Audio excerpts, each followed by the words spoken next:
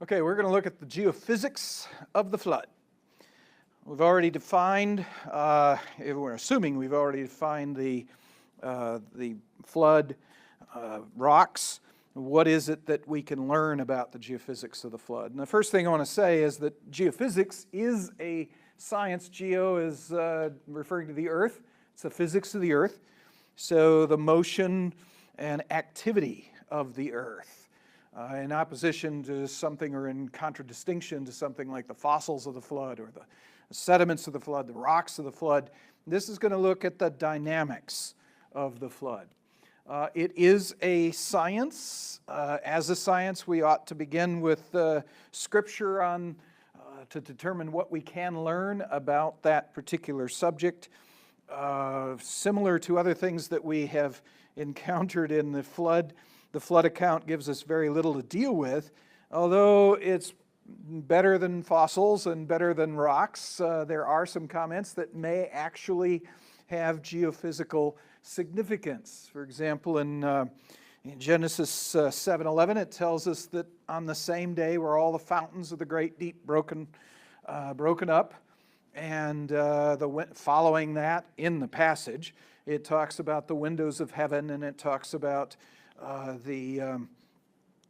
again, the fountains of the great deep. It's possible that the breakup of the fountains of the great deep has reference to the breakup of the crust of the earth, and that would be geophysics. There's actually a comment that may have great geophysical significance. You need to consider that. But the consequence, apparently, according to that verse, is that whatever that was, it resulted in a flood or a rising of sea level relative to the land, such that it went so far as to cover all the mountains of the earth for a sustained period of time. The whole flood event was something in excess of a year of time, and the effect of it, in context, the purpose of it, was actually to kill all humans and all land animals that were on the earth at the time, except those saved on the ark. And it's that particular account of the flood that we're interested in considering. Again, there's a little bit that we can possibly deduce from that passage, but most of what we're going to have to learn from flood geophysics is going to have to be from the world. Looking at the rocks we think are formed in the flood, inferring the nature of things from those rocks. And I'm going to begin with... there's a lot of different places I could begin. I'm going to begin with what I call megaquakes, big earthquakes. Because in the flood rocks, once we've defined the rocks we believe to be the flood rocks, which are what the conventional world would call the Paleozoic and Mesozoic rocks, we have evidence of megaquakes, big earthquakes. I mean big earthquakes. And so I want to address a little bit of how I even know that there are such things as big earthquakes. Let's say you've got some water carrying sand, and it drops out the sand into a layer of sand. If you looked carefully at it, microscopically at the sand, you recognize the sand grains are deposited in what you might call a random fashion. There's often pockets in between the sand grains that still contain water. The sand isn't as close packed as the sand could possibly be. Under almost no circumstances do you actually drop sand down in water in a close packed fashion. So there's extra space in here with water in between the grains. If that particular sediment is hit with a significant shock wave of some sort, jostled, if it is shaken, the individual particles, sand particles, will in fact go into a close packed pattern, or at least approach it, move in that direction. In order to do so, though, it's got to push the water out from in between the sand grains. And typically then the water would go upwards into the sediment above. If there's already, for example, layering in that sediment, that water that's rising in the sand will deform the layering that already exists in the sediment. And the deformation of these what were formerly, let's say, horizontal structures, the deformation results in what we call fluid evulsion structures. It exhibits itself after earthquakes, for example. One example of a shock wave running through sediment would be an earthquake wave running through sediment. If it's, and here's an example from the Loma Prieta earthquake, Richter 6.9 on the Richter scale, in the midst of a field. It's shaken up the sand in the soil underneath the surface. It's caused water to rise up to the surface. That water carries with it even sand grains from beneath and creates little sand volcanoes, depositing sand on the surface. It's really strange if you're involved in an earthquake and see this. Is pretty cool. Well, geologists think it's pretty cool. It's really fun to watch the well, you might be standing on a sidewalk, for example. Some great photos from a New Zealand earthquake taken from a person's on a sidewalk, and it's a little jiggly, but you can actually see these sand volcanoes produced right beside the sidewalk and pile over the sidewalk as the person is watching this. With significant, if there's a very significant earthquake releasing a tremendous amount of water into sediments above that which have been settled down, if there's enough water mixed with the sand, you create effectively a quicksand situation. You liquefy, what we call in geology, the liquefaction of the sand. And if anything's on top of that sand, like let's say you've got a car sitting on top of that sand, all of a sudden the car sinks in like it's sinking into water because there's so much water relative to the sand being evulsed from the material underneath into sand that it causes the car to collapse beneath the surface.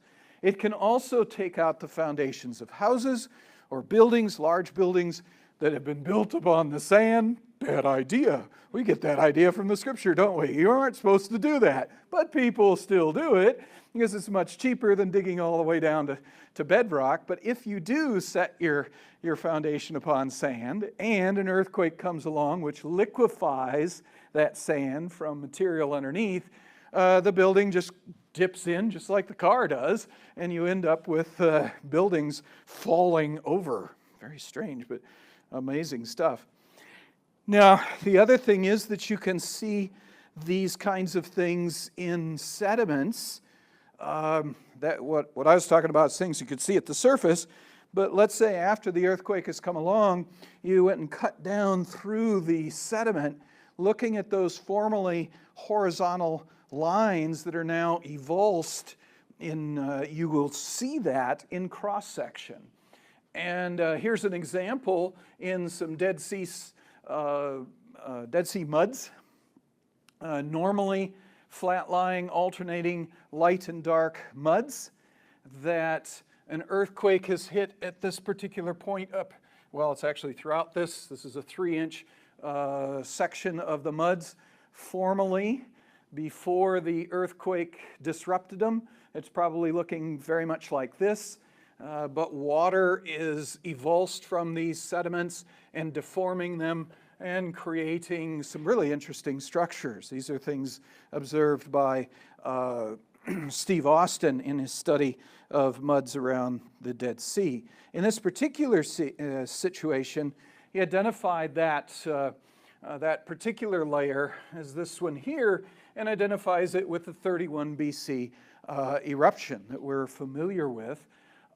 Counting actually and redating, there's another layer here that was only 3 inches thick and can't really be seen in this photograph. The deformation can't be seen at the scale, but here's one here where the deformation actually shows up, and it's about 6 inches of deformation in mud. So you got, rather than 3 inches, you got 6 inches. So you've just about doubled your deformation. We know that this earthquake is associated with an earthquake in 750 BC. We have a rough estimate of the Richter power of each earthquake based upon We don't have obviously a direct measure of this. It's inferred from a variety of sources. The bigger one is, in fact, the one with bigger deformation is a more powerful earthquake. It's about 16 times the power of the smaller earthquake, and it results in just doubling the height or the amplitude of the deformation. So we can look at sediments based upon this kind of information from earthquakes we're familiar with, and the biggest earthquakes that we've seen in the present, the 1964 earthquake, the largest one in North America in recorded history, in recorded history since we've had seismometers, produced 11 inches of deformation. It was a big earthquake, 8.4 on the Richter scales, bigger than, it's again another probably 16 times more powerful than this earthquake, and it again approximately doubled the deformation. So we can look at ancient sediments. We can see deformation that matches the kind of deformation we see in modern earthquakes, and that deformation we would assign a name to. That's a seismite. It's a sedimentary structure produced by seismic activity, by an earthquake. So that's a seismite right there. This is another seismite right here. We should be able to identify seismites in the record. Plus, if we know from the present what kind of power is necessary to produce a given size of deformation, we can use that to estimate the power of ancient earthquakes. So when you find deformation structures that are of this size, and my scale here is sitting in the back. Jeff is nearly 6 foot. What are you? 6'1". Okay, 6 foot 1 inch tall. Here's a deformation of a sandstone unit that is 1, 2, 3, 4 times his size. It's 24 feet thick. Okay, if the biggest earthquake in recent history, since we've had seismometers, produces 11 inches, and to double this puppy, you've got to increase the earthquake power 16 times. What kind of power is involved in this? This is a monster earthquake. And there are bigger ones, okay? We encountered 30 foot, 35, even 40 foot layers, 40 feet of deformation. These are monster earthquakes, but they're the smaller earthquakes at the end of the flood. There are bigger ones in the flood itself. If you look at, there's an aerial photo looking at a portion of the Grand Canyon. There's a structure along here which is actually an earthquake fault, and we can see, if you go into this canyon and take a look at the wall of the canyon there, with the fault being off just out of view in this image, we're looking at layers of rock sitting over here that are doing certain things before they get to the fault, and they've been deformed by the fault. Now, for scale, there's some humans here. You can't see them hardly, but this is a pretty big structure. If you follow this particular unit, which is the Tapete sandstone, for hundreds of miles, it's pretty much as flat as can be. It's normally a flat-lying unit. It's only deformed here in response to the fault, in response to movement along the fault. We know that this deposit was deposited probably very soon at the beginning of the flood, probably on the first day of the flood or so. It's deformed at the end of the flood. So 1 year later, it's deformed, and it isn't just bent upwards. If you actually trace the rocks, it's recumbent folded at least 3 times, and it's hard to trace some of these particular layers sometimes. We have an incredible deformation that is occurring, and the motion along the fault is indicative of at least 1 mile of motion. So probably it may have been in a single earthquake that actually had 1 mile of motion along this fault. If it wasn't a single earthquake, it was a series of earthquakes over a very short period of time, certainly within months, but probably within days at the most. And this is again just mind-boggling to think of. The 2004 tsunami that killed 250 million people was caused by an earthquake that moved rocks along a 1,000-mile long fault 60 meters. It just moved it 200 feet. That's it. This is in excess of 1 mile, and the fault is much longer than 1,000 miles. This is a very big fault as well. So this is a monster earthquake. There are bigger ones than that, because again, that earthquake is at the end of the flood, probably at the low end of the power of the flood. Everything I've shown you is the little stuff at the end of the flood. Here we're getting further down in the flood. This is a cross-section of a carbonate where it's hard to see, I understand, but the carbonate has been broken apart into pieces. It's been what we call brecciated. So carbonate is something that once it forms, it starts out a lime mud, which is really gooey, but it sets into an extremely brittle rock. Very difficult to bend, basically impossible to bend, so it tends to fracture if it's forced to bend. And if there's sufficient power given to it, it fractures into a breccia, into breaking into sharp pieces. And this is an example of a carbonate unit in the United States that has been brecciated. In fact, there's a series of these carbonate units moving from the southeastern United States across towards the northwestern United States. There's a series of individual limestone units that are brecciated. And if you look at them in that geographic sequence, they don't all date at the same time. They have different radiometric dates that indicate that the brecciation started in the southeastern United States and moved across the continent as whatever it is that brecciated these things moved across the continent, brecciating the dolomites and limestones in that sequence. If you follow the evolutionary scenario, the old age scenario, it crossed the continent in 100 million years.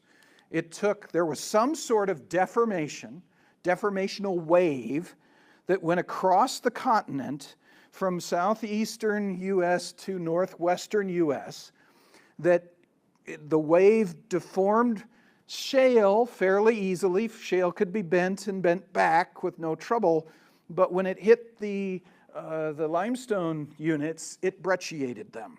But it took 100 million years in radiometric time for this wave to cross the continent. That's the conventional explanation for this. I would say that's absurd. We know of no such deformation that can move so slowly. Anything with an impulse and a relative motion of that magnitude is going to move through rock at about the speed of sound. It's going to move at 534 feet per second or whatever it is through that rock. We know of nothing that can deform rocks so slowly but powerfully. What is that? So if you actually connect these rocks as they do genetically in the conventional literature and put a proper speed on this puppy, this is a seismic wave that crossed the continent of such magnitude that it took 1 foot, 2 foot thick limestone units and just scrambled them. as it went through, which would, I would suspect, if you were standing on the ground, it would break every bone in your body.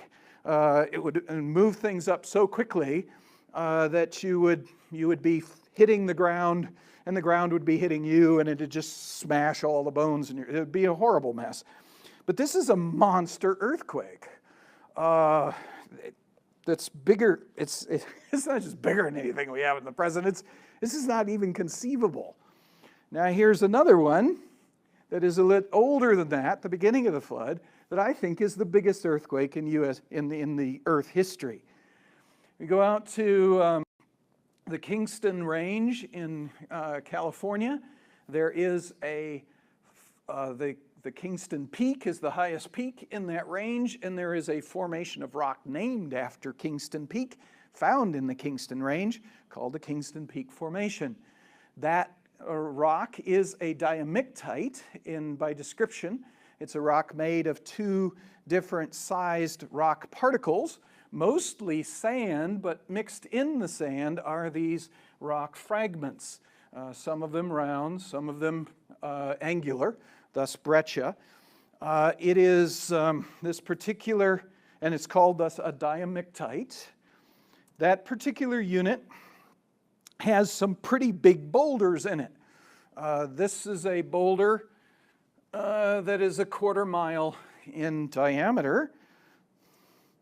It's hard to see these. I mean, no matter how I did this, we took photographs from the plane. We took, it's impossible to see from the ground. There's not much of a difference in color contrast between the matrix and these boulders, but here's a boulder here, here's a boulder here, here's a boulder here, another one there, another one there, another one here.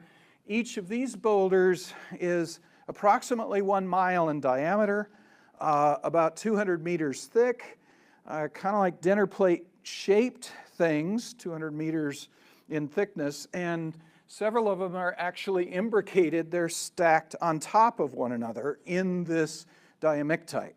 These are monster boulders. I worked in this particular unit for 10 field seasons before I had to abandon the project.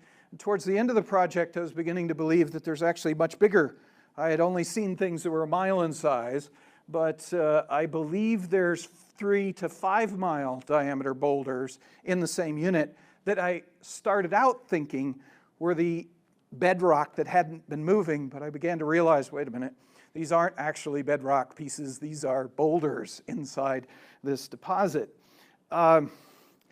We inferred, in order to explain this, is actually the evidence indicates that this is an avalanche deposit. It's in excess of 1 mile thick, probably closer to 3 to 5 miles thick. So it's let's say a 2.5 mile thick avalanche deposit. The evidence is that it fell more than 1 kilometer because it exploded boulders that you can only do if you drop the rock that far. And so we have to have something that could take that much rock and drop it down at least 1/4 mile. There's evidence it was formed underwater. And so we believe that it's actually due to the collapse, an earthquake that collapsed the edge of the continent. And this is an avalanche that came off the continent. You've got the difference between the continental height and the ocean depth is currently about 4 kilometers. So you've got plenty of vertical to explain that. And on this map that is our best reconstruction of what the continents look like at the time this particular rock was formed, is located right here. It turns out that in the same aged rocks all around the world, we find the same avalanche deposits scattered all the way through, right through the middle of Australia.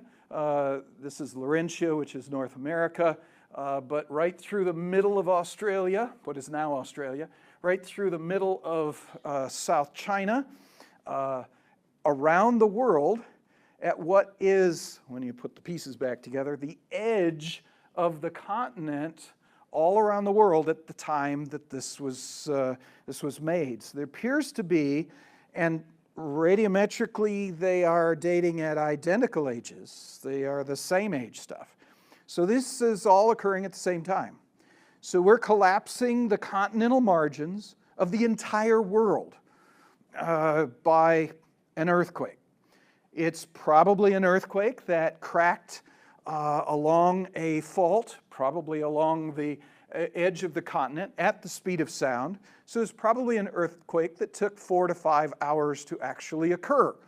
It cracks along the fault, kind of like unzipping a zipper or something like that, just as the 2004 earthquake actually was that 60-meter motion along 1,000 miles. It actually moved along the fault, cracking the fault along the way.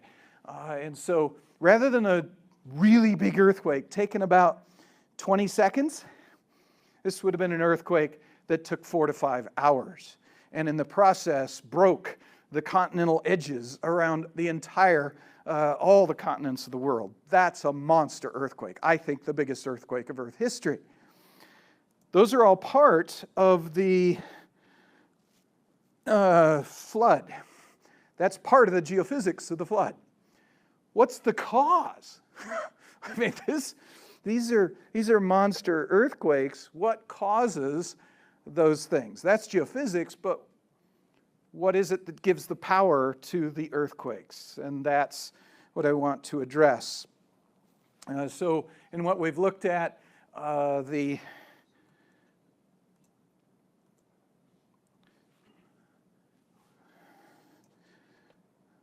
to think here. This is not, I don't think this is the right presentation.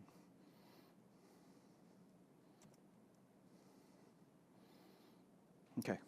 Anyway, we've looked at megaseismites, those big things where Jeff is the scale for. That's the end of the flood, the little guys. Brecciating crustal waves moving through North America, brecciating the rocks of the continent. That's earlier in the flood. The global collapse of the continental margins at the beginning of the flood. We're probably looking at sort of the pattern is decreasing power through the flood, but awesome, unbelievable power throughout. And what is causing it? My suspicion is plate tectonics is the cause of this. Now, conventional plate tectonics is an amazing theory in geology that explains an awful lot of features on the present world. It explains the shapes of the continents. It explains geology on opposite sides of the ocean without that matching geology in the oceans. It explains the position of volcanoes and the chemistry of volcanoes, the location of earthquakes and the nature of earthquakes. It's a wealth of things that are explained by plate tectonics. It's a very powerful theory to explain a lot, but it does have a few problems.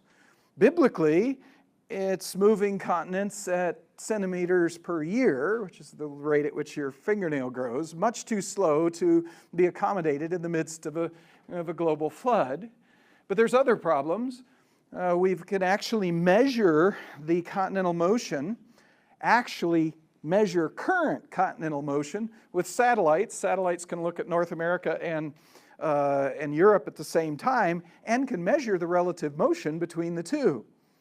And although the motion is very often within that range of centimeters per year, in many cases the motion's going in the opposite direction as it's supposed to go, and in some cases it's not moving at all.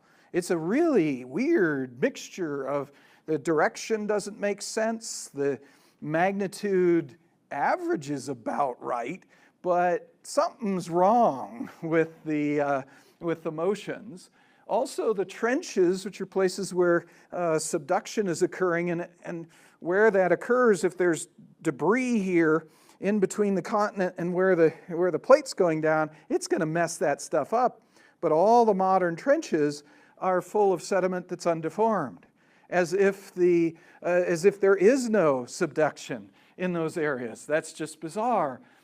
We've also got some other things that are interesting. We've got minerals inside mountain chains that are the result of collision between continents, but the minerals in those mountain chains include high-pressure, low-temperature minerals. These are minerals that are formed under extremely high pressure, which makes sense if you bury these things very deeply. They would be buried under a lot of rock and thus be in a high pressure. But if you do that slowly, the way plate tectonics suggests, they'll also heat up to the temperature of the Earth at that depth. And so you can't have high pressure, low temperature minerals. You would have high pressure, high temperature minerals. So how do you explain high pressure, low temperature minerals? And then there's things like diamonds. You all love diamonds, right? I mean, diamonds are found in a rock called kimberlite. Kimberlite is this wild rock that, I mean, that's the best way to describe it. It's a wild rock. Let's back up a little bit. We know from making diamonds in the industry, we know exactly how diamonds are formed. We can make them. We know precisely the composition. We know the temperatures and the pressures. You got to have a certain high temperature. It's sort of equivalent to about 10 kilometers of rock piled on top of you. That's how much pressure you have to have. And you have to have the right chemistry, basically pure carbon. And once you've done that, now there's one other ingredient to the recipe of making a diamond. You've got to quench it just right. The issue is you've got to take it out of that environment. It's under all of that pressure at those high temperatures, and you've got to bring it to atmospheric pressure and temperature in between 5 and 10 hours after you put it at the right temperature and pressure to start with. If you take too long, it simply converts into graphite, and you have nothing worth a diamond. If you do it too fast, it's like throwing hot glass into water. It shatters, and you have tiny, tiny pieces that you can't do anything with. So there's a very precise range here. You got to take it from what, 10 kilometers beneath the surface to the surface in 5 to 10 hours. You can't do it slower, can't do it faster, or you don't get diamonds. So how do we get diamonds? Yeah, in conventional plate tectonics, things move much too slowly to get things up to the surface in such a time. So these and several other things suggest, as amazing as plate tectonics is, something's not quite right. And the rest of the answer is basically the bottom line is speed up plate tectonics about 3 billion times and you got it. Okay, that turns out to be the answer, we think. We got a group of scientists together back in the late 1980s and early 1990s. I heard a talk by Russ Humphreys and a talk by John Baumgartner, and I thought, whoa, these puppies can be put together. And so I was rooming with Steve Austin at that conference. I sat down with Steve and I said, we got to talk with John and Russ, and we ought to be able to put together, I think we can put together a flood model. We got together, we added in time Andrew Snelling and Larry Vardaman. And the reason we did this is because John Baumgartner is a physicist, Russ Humphreys is a physicist. These guys have their heads in the clouds. They know nothing about reality. They create, John was creating imaginary models. You got to make sure that it corresponds with real rocks. So you need to combine these with people who, rock heads, people that got rocks in their heads. Steve is a soft rock geologist. Andrew is a hard rock geologist, and I'm a paleontologist. So the idea is, let's bring these physicists in out of the clouds. Let's connect them with real world. There were times when John would say, this is what's going to happen, and he'd go, no, you just evaporated all the critters on the planet. I'm holding out for the, You can't do that. You won't have any fossils, so you got to ease it back a little bit. And there were times when Andrew would say, "No, wait a minute, that isn't what the volcanic sediments would indicate," and so on. We added Larry Vardaman working on the atmospheric physics. John basically worked on the mantle of the Earth. Russ was modeling the core, the outer core of the Earth, and Larry the surface of the Earth. So when you put the six of us together, it isn't everything. It doesn't cover the whole spectrum, but it covers most of the fields of geology and physics that would be necessary to put together a flood model. It wasn't just a random group. It wasn't just a group interested in the project. We specifically put together people who were capable, who could potentially at least be capable of creating such a model. And ultimately, the model looks very similar to a proposal made in the 19th century by Anthony Snyder, a person who had an idea about the origin of the Earth but couldn't get his publication published in the United States. He ultimately only got it published in France, La Création et de ses mystères dévoilés, The Creation and Its Unveiled Mysteries, is the title of his publication. And in his publication, he actually draws out, this is 1859, it's amazing, he draws the continents in a position that might be all familiar to all of you, the Pangea reconstruction of continents with South America tucked into Africa, North America into Europe, and so on. But this is unheard of in the 19th century. This is crazy. And in the course of his book, he says that these things separated to the present, these are illustrations from his book, in the flood. So he's suggesting that somehow in a single year, the continents moved apart from the pre-flood configuration, which was what he suggests was the case over here, to the modern formation. And this basically, this kind of summarizes our model. We're moving things around on the surface of the Earth, plates on the Earth, about 3 billion times faster than the conventional model says it actually did occur. In our model, we start with an Earth that is very much like, in large part, very much like the way it is now. The current Earth has a core mantle and crust. The inner core of the Earth is presumed to be a solid iron-nickel core. We know the composition because of the total mass of the Earth, which we can calculate because of its gravitational effects on other things. So we know its total mass. We know the type of material that's out here in the outer portion of the Earth. But if you project that material all the way to the center, the Earth ain't heavy enough. So you've got to put stuff in the center of the Earth that is much more dense. And based upon meteorites that have a set of compositions, one set of compositions that is iron-nickel, another set of composition that is similar to the mantle of the Earth, and another set that's similar to the composition of the crust of the Earth.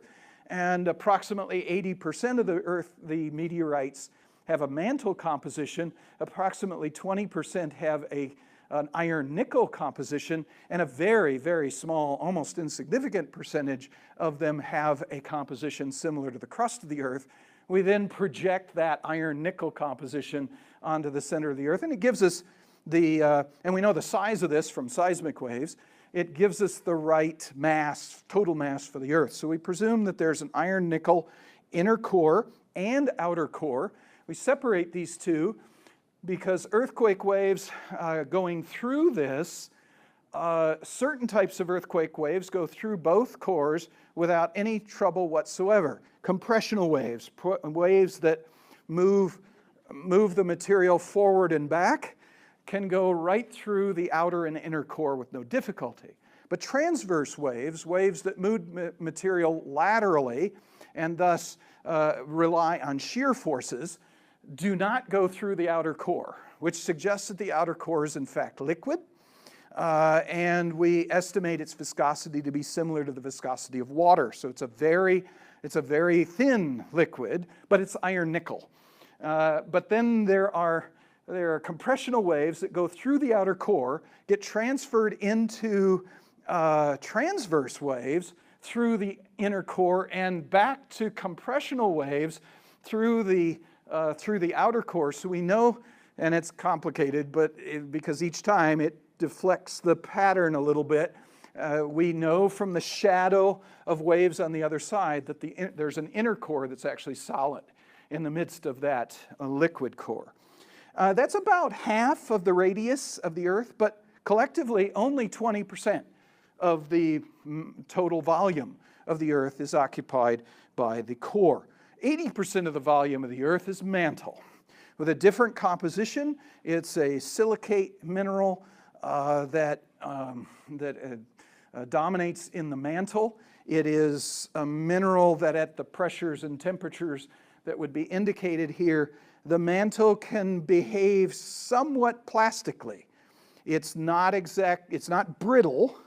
It's not, it can be deformed in ways that the crust cannot be. And the crust, I don't even show the crust on here because the thinness of the crust compared to the rest of the Earth, it wouldn't show up. It's so thin. The crust is just a scum on the outside of the Earth that we are very thankful exists. Because if the scum weren't there, we would be boiled alive and all that sort of thing. But it is just almost at this scale, it's something you could ignore. But that crust is in two types on the surface of the Earth. There is something we call continental crust because it underlies most of the continents that we have today. There's another type of crust known as we call oceanic crust because it underlies most of the oceans. The oceanic crust is 5 to 8 kilometers thick. The continental crust is about 35 kilometers thick. In places, like underneath the Himalayas, it gets up to 70 kilometers thick, but usually on the average it's about 35 kilometers thick. So much thicker than the oceanic crust. But the difference between these two is in the composition. The oceanic crust has a density greater than that of the continental crust. Because of the greater density, it sinks, it floats lower on the mantle. Like a denser wood would float deeper in water than a lighter wood would float in the water. So because the density of continental crust is less than the density of the oceanic crust, we have, if you ignored the water on the Earth, you would have these deep basins where the oceanic crust was, and there would be highlands where the continents are. But we have oceans that fill most of the basins, and that's why we have oceans where we have them. It's caused by this relative density of continental and oceanic crust. So here you can see, by the way, and I throw this in, this is polar view, but these shallow areas of ocean, shown up by light blue, are all part of the continental crust.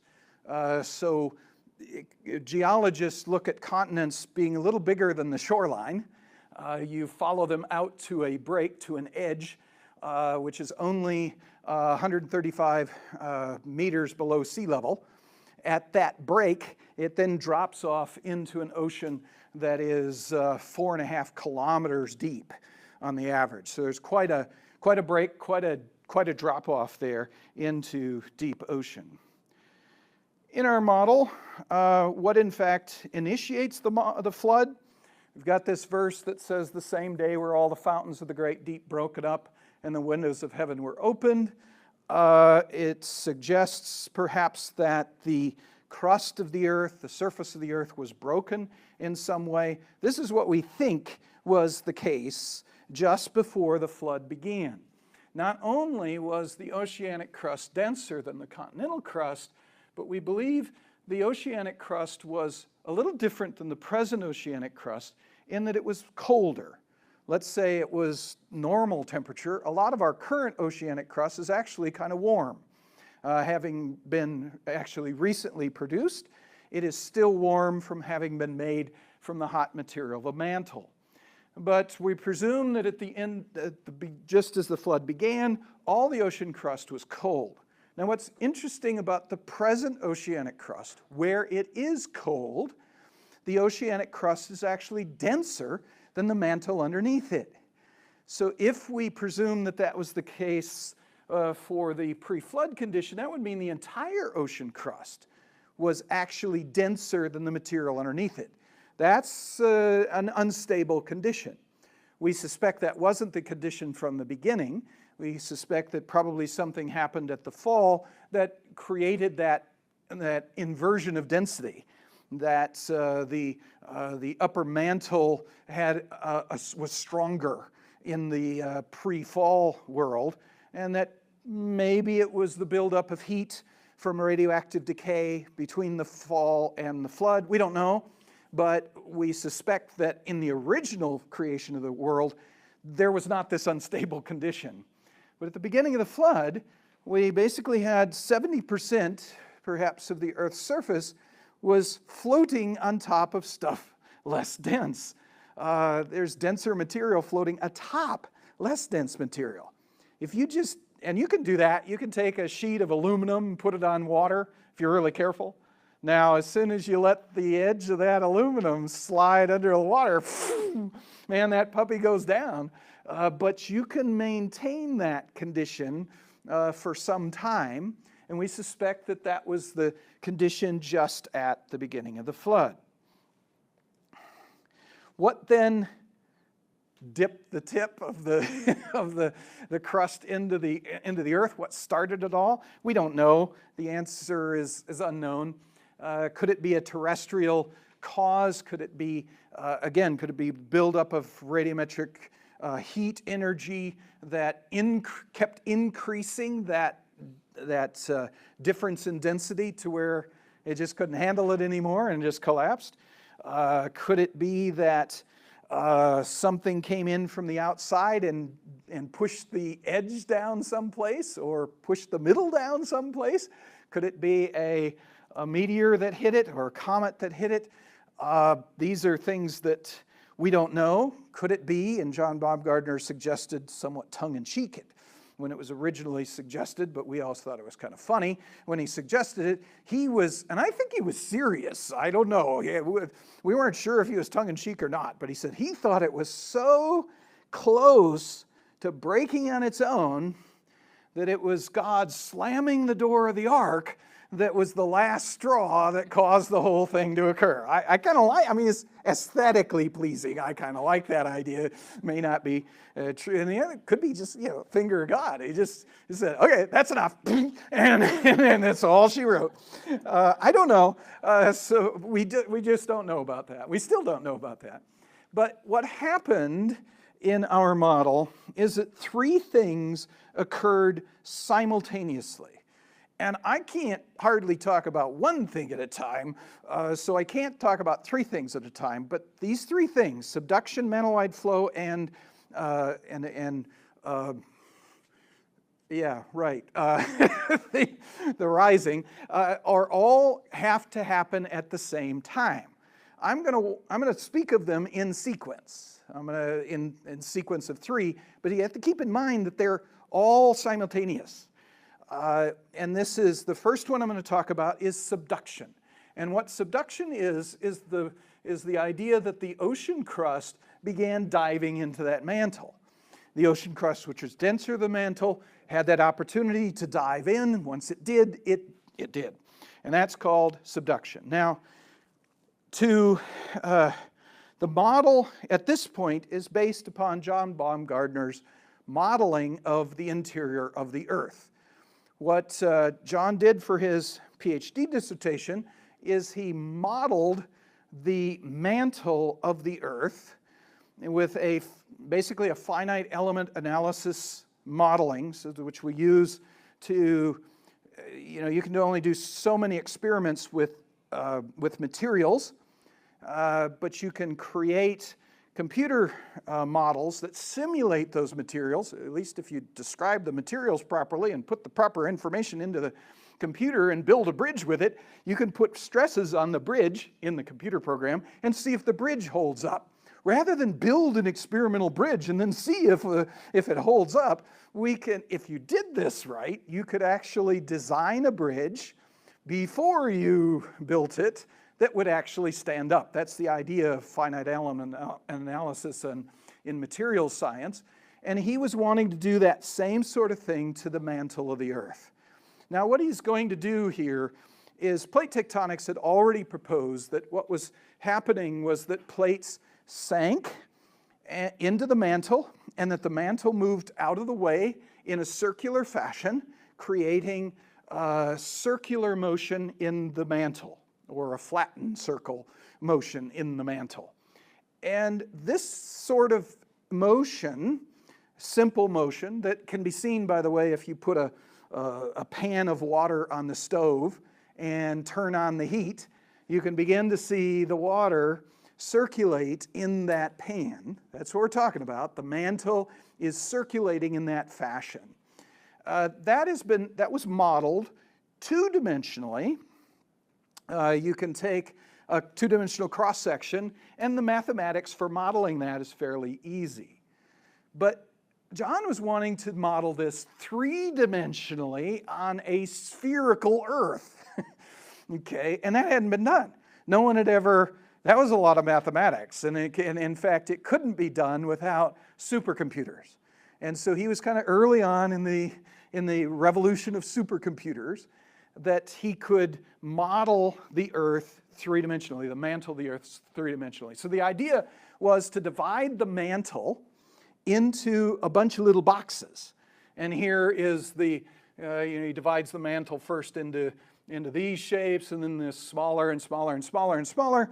And so he's got, gets to a point where ultimately he's divided the mantle into something in excess, at this point, an early version of his model, something in excess of 100,000 little boxes.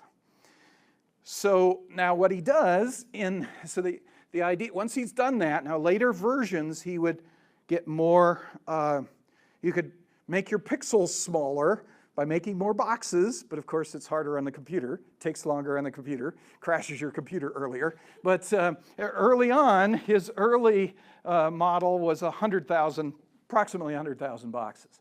In each box, he has the computer solve a few simple partial differential equations. These four equations are, three equations, sorry. These three equations are real simple equations. As you can see, the basic idea is very simple. Here's your box. What comes in has got to come out. And that means what temperature, what heat comes in has got to go out. What momentum comes in, linear momentum comes in, it's got to come out. What rotational momentum comes in, it's got to come out. It's more or less as simple as that. It's basically saying once you've divided your whole mantle up into all these pieces, you're studying the motions in the mantle, and you just can't keep packing matter into this little box. The matter going in has got to come out somewhere. So he's got to do this in each box simultaneously over the entire mantle in 100,000 boxes all at the same time. This is where it becomes, impossible for the human mind or a simple mathematics. It's where you need the supercomputer to do the project. And here's an example of a supercomputer that he used relatively early on. He first had Cray computers as they were being developed. Then he got to where he used this particular computer in Japan. I mean, this is in a day when we're making computers out of our watches, this sort of thing. We still have computers on this planet that fill rooms. They are monstrously fast computers, of course, you could imagine. But these are the kinds of things he was using. Now, keep in mind, and this is important to understand, his computer model is so complex, is so difficult, that it crashed the world's fastest computers in only, he could only simulate 60 days of real time. And so he crashes the computers in a half hour in every case. And now, it's been a long time since he started this in the 80s. We've gotten faster computers, but he's a software, he's creating software. He wants things to get better and better, right? So about the time they come up with a faster computer, he's put more boxes in there. So over time, He continues to crash the world's fastest computers in a half hour, and he's never broken the 60-day boundary. He can't simulate more than 60 days of time, which out of a 360-day year isn't bad. 16, 17% of the, but it's not the whole flood, okay? This is just the beginning of the story, or maybe the middle of the story. It's just a little part of the story, but gives us hints as to what might actually have occurred in the course of the flood. And basically what happens here in the model is the crust. So he's going to represent, this is a two-dimensional picture of cross-section of the mantle. He's doing it in 3 dimensions, but you can't see that, you know.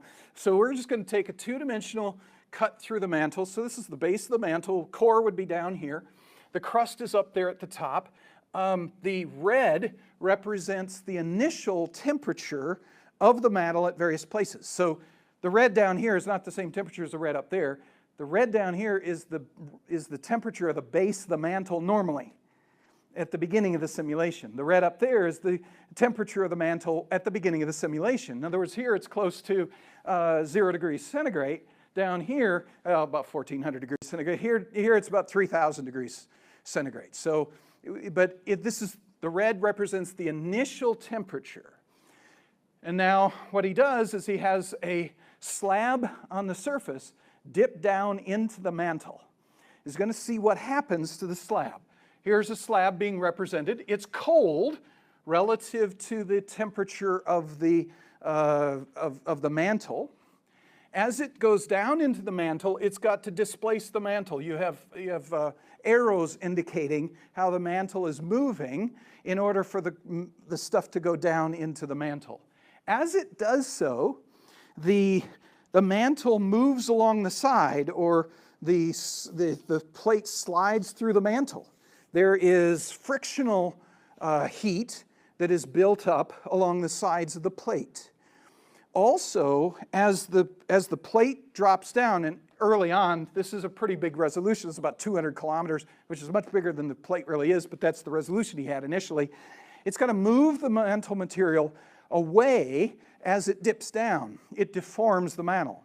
If you take a rubber ball and squeeze it and deform it, it'll warm up. So deformation of the mantle also heats the mantle. It heats both the mantle and the dropping slab. And the key here, though, is that the material of the mantle and the material of the slab, the viscosity of the mantle is related to is inversely proportional to the temperature to the 4th power. That's really cool. Yeah, you didn't understand. What that means is if you double the temperature, it drops the viscosity to 1/16 the viscosity it had before. So the more you heat it up, the more runny the mantle gets. So as the slab goes into the mantle and heats up the mantle around it and deforms the mantle, thus also heating the mantle immediately around the slab gets runnier, which causes the slab to increase its speed. Increasing its speed heats it up even more, it accelerates. So in his model, the slab accelerates up to about 1 meter per second, or several meters per second.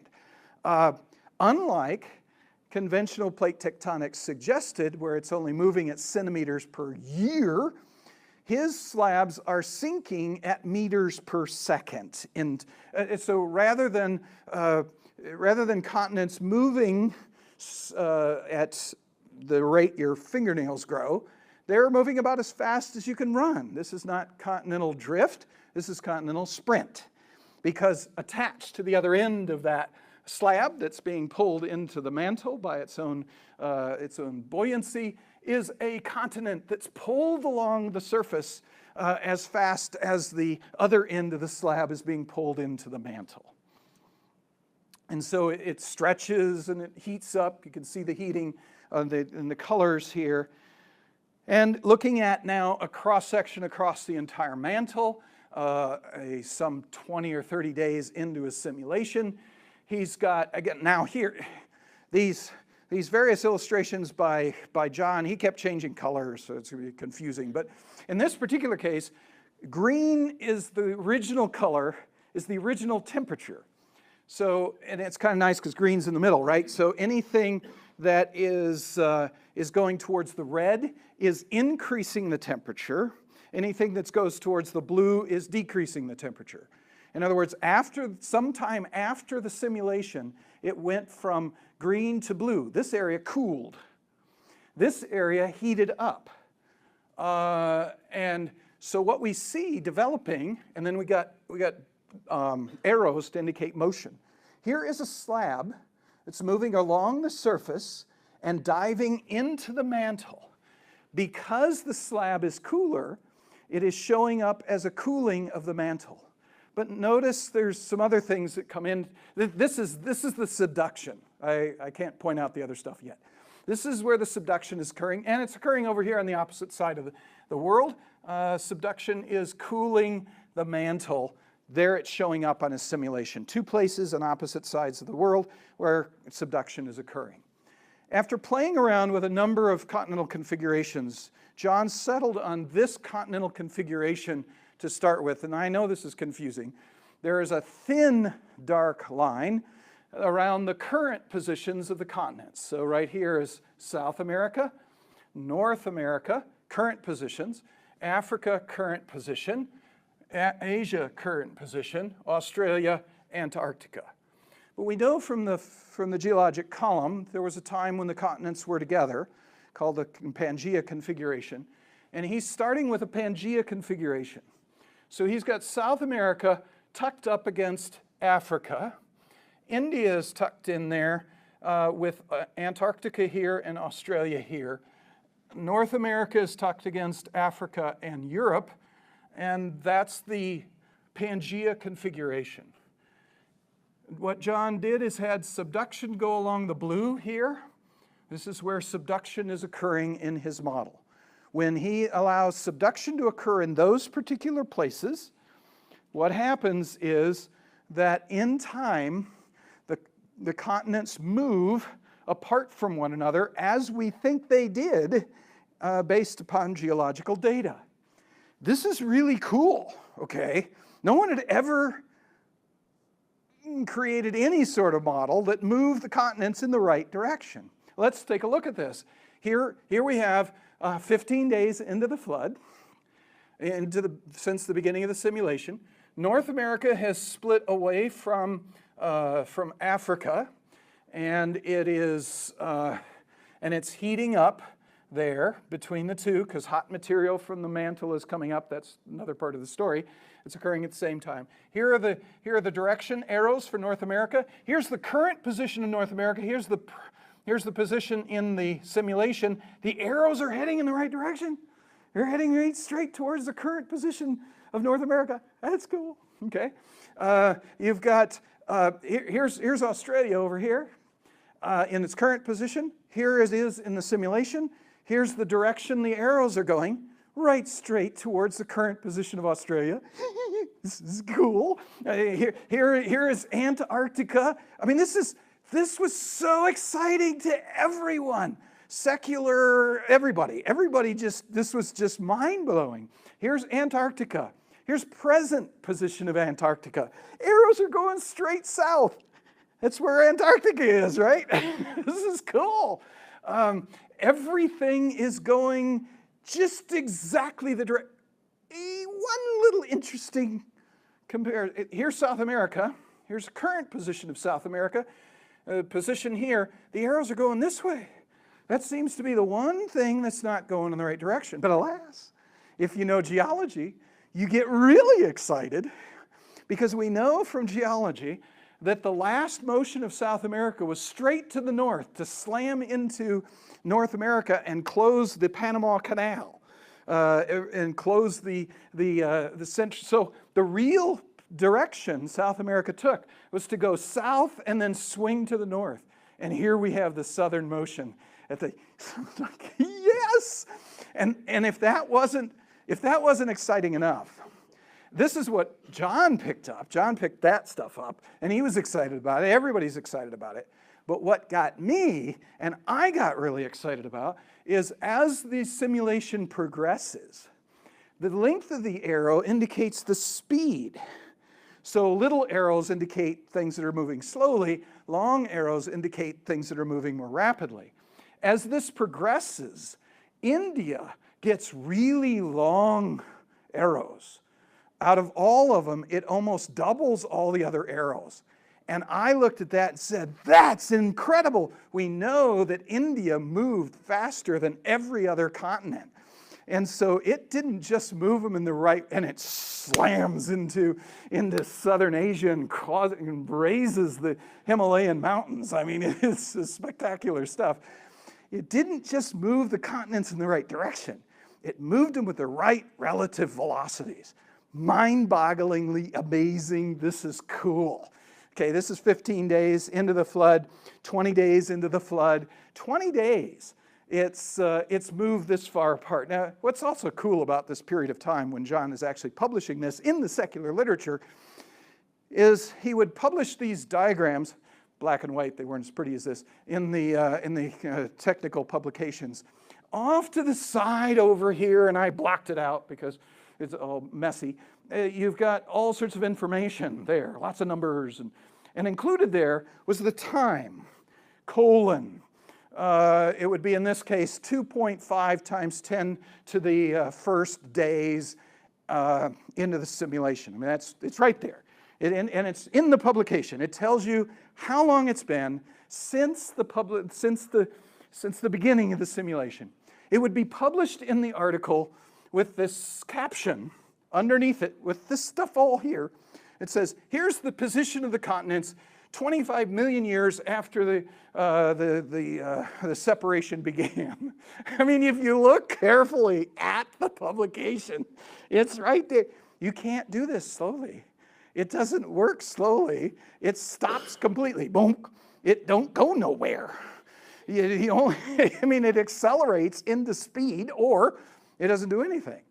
And so it was exciting to the world, but they had to modify it just a little bit, like slow it down a lot, 3 billion times to make it work. Here, the opening of the Atlantic is seen here in the Arctic, the opening of the Arctic Ocean. Here you see Australia moving away from Antarctica, Antarctica swinging to the current southern position. Amazing, cool stuff, but that wasn't the only part that was cool. Here is his simulation. What he's doing here is he's looking inside the mantle, taking a sphere inside the mantle at, I believe this was 250 kilometers beneath the surface, something like that. And what he's doing, there's a slab, there's a ocean slab which is diving underneath North America. And so he's looking at where in his simulation that slab is located on that sphere. So basically it's dived, it has dived underneath North America, and here's where the slab is located in his simulation. Seismic tomography was developed later. It was developed about a decade after he began this work. Seismic tomography was this amazing process where scientists at one location with a computer take seismic information from seismometers all around the world, collect the information, and watch how seismic waves went through the mantle. And in that process, they begin to get an idea where in the mantle there's where the waves slow down, for example, where it's warm, where it's cooler. And they began to get a picture of the inside of the mantle, places which are cool. And seismic tomography, which came out years later, located the actual position of the Farallon plate, the plate that is diving underneath North America in the simulation here. The actual position of the plate is here. And the simulation put it here. Whoa. Not only does he have the horizontal motion, but he's got the right vertical position. for these slabs. That's awesome, okay, cool stuff. Maybe even right. As a consequence, you know, I mean, it almost might be. That having been said, when I first saw his subduction zones, like here's North America. He's putting a subduction zone along western North America. There ain't no evidence, put it that way, in the conventional wisdom, if you have convection, if you have subduction, there is evidence, geological evidence of that subduction. But there's no such evidence of that subduction in western North America. So my first response to this crazy idea of having subduction over there is, you gotta be kidding. That can't be true. But Steve Austin and I spent a decade looking at the rocks out there, and we came to conclude that the best way to understand those rocks is that a continent that had an edge out there, what is now California, wasn't there at the time. California is nothing but a bunch of debris that was torn off the continent and dumped out there. So the original continental edge, so yeah, California is just a bunch of junk. The more or less along the eastern border of California was the old edge of the continent. And at that point, we reconstruct, our understanding of the rocks leads us to a reconstruction of the edge of the continent such as this, and then a collapse of the continental margin there, which is very consistent with the idea of subduction breaking. The plate that was sitting there broke off of the continent and began subducting. That would explain the rocks we see in this area. So I came in here believing there's no evidence for subduction. I'm going to go show them wrong. And alas, we find amazing evidence of an astonishing earthquake that in fact cracked the entire surface of the earth along 50,000 miles and collapsed the margins of all of the continents of the earth. So there's actually physical evidence for him putting this subduction where people wouldn't have expected it. And as a consequence, well, I'm going to skip through this. These are the rocks that formed as a result of that collapse of the margin, including humongous boulders that ended up in that avalanche deposit off the edge of the continent. And the amazing thing is, this is the study area we were at. We find the collapse evidences all around the world on the edge of the continent as it would be constructed at the time of the beginning of the flood. So there seems to be good reason to believe that in fact the edges of the continents of the world collapsed at the beginning of the flood, caused by an earthquake that is very reasonably explained by the ocean crust of the world beginning to subduct underneath the continents, or suddenly subducting, beginning the subduction underneath the continents. Amazing, astonishing, global collapse of continental margins that actually makes sense in the light of this model. That also brings to mind the possibility that the evidence we had for the global collapse here was a diamictite of a particular type, a particular kind of a rock known as diamictite.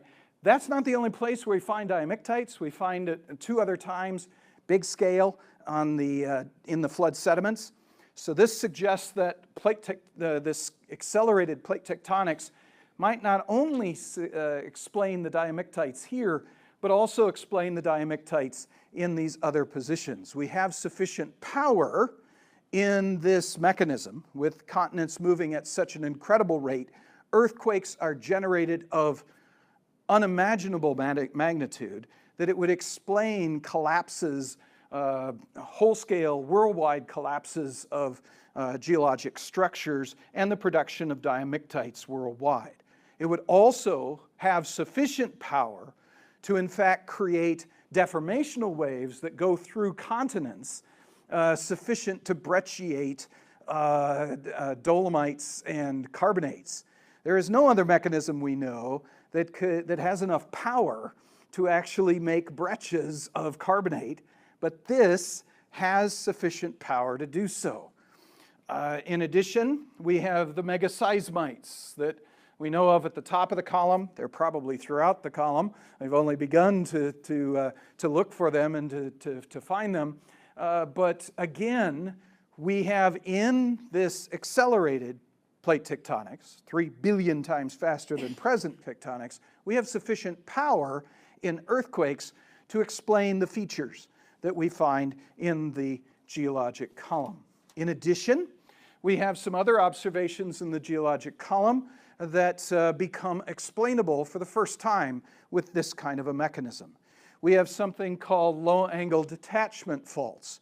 By these we mean faults that are almost horizontal. I mean, they're less than 2 degrees, 2 degrees slope, and we've got huge rock piles moving along these faults. Something with such a low angle, how do you get something to go down such a low angle when you're talking about a rock, not just a rock, a mountain, hundreds to thousands of feet of rock moving down such a mild slope? It's not going to be doing it by any mechanism we have in the present. But the earthquakes generated by this process would create a continuous vibration which has sufficient energy to actually vibrate rocks down low slopes. And in fact, we've got evidence of detachments that occur very quickly. They're hit by major impulses, and then the rocks hydroplane down these surfaces. It's astonishing stuff, not explainable with conventional motion of rocks, but is fully explainable with this mechanism we're talking about here. So the subduction that is hypothesized in catastrophic plate tectonics, what we came to call CPT, catastrophic plate tectonics, or I wanted to call it catastrotectonics, in fact involves the first of 3 things that are happening simultaneously is rapid subduction. That results in, as we've seen, at least via computer models, continental motion in exactly the right direction, exactly the right relative velocity, and there's further advantages to this. We have in those moving plates that are moving across the surface, pulled by the subducting plates, we have continents now moving horizontally across the surface of the Earth. Those continents can and do collide with other continents. And they collide with a certain momentum, which is a function, of course, of the velocity of the continent times the mass of the continent. So let's consider, for example, India, which left behind Africa on the one side, Australia on another, and Antarctica on another, and screamed to the north and slammed into the southern portion of Asia, took 500 kilometers of Asia and broke it off and pushed it underneath the Asian continent. And then continued smashing into the continent to raise the highest mountain chain in the world, crumpling that continent at the impact. What kind of momentum is necessary to break off 500 kilometers by 1,000 kilometers by 50, what is that, 500,000 square kilometers of rock, 35 kilometers deep. Break off a piece like that and shove it underneath the continent in front of it. And then continue smashing into that continent to raise mountains 26,000 feet above sea level. Now, I know India weighs a lot, but moving at a whopping 10 centimeters per year, it doesn't seem to have enough momentum to do what I just described. However, moving at 10 meters per second, the mass of India has sufficient momentum to in fact raise those kind of mountains. The mountains we see, the fold belts we see in the record, are formed by massive collisions that just simply put, at conventional rates, there is no way the continents have sufficient momentum to raise the mountains like that. But this particular model gives them sufficient momentum to do that. In addition, that collision is now producing lateral compressional forces that are amazing, okay? It is not burying these rocks to great depth over time, and thus they have time to heat up. It is simply compressing the rocks and putting them under extremely high pressure before they have time to respond with increased heat. Under those circumstances, we're creating high pressure, low temperature minerals that cannot be explained in the conventional model, but are automatically a result of this particular model. We have horizontal compressive forces sufficient to explain high pressure, low temperature minerals, which are only found in the fold belts of the Earth. That's pretty amazing stuff. That is just cool stuff. You don't look like you're amazed, but you ought to be, okay? In addition, and this is again, it probably would be best if I had some sort of visual that would show this. But if you see a car colliding with another car in slow motion, go to those the test dummy things and watch all of that sort of thing, and watch what happens to the metal of the car at the point of collision. It's very interesting. Different regimes in the collision behave differently. Part of the metal bends in a recumbent fold setting. Other portions of the metal break catastrophically and are run over the top, what we would call a thrust fault in geology. And in fact, if you look at a collision between two cars, you have regimes of different types of deformation that reflect the kind of deformation that we see in mountain belts. You don't just have rocks that are folded at the collision of mountains.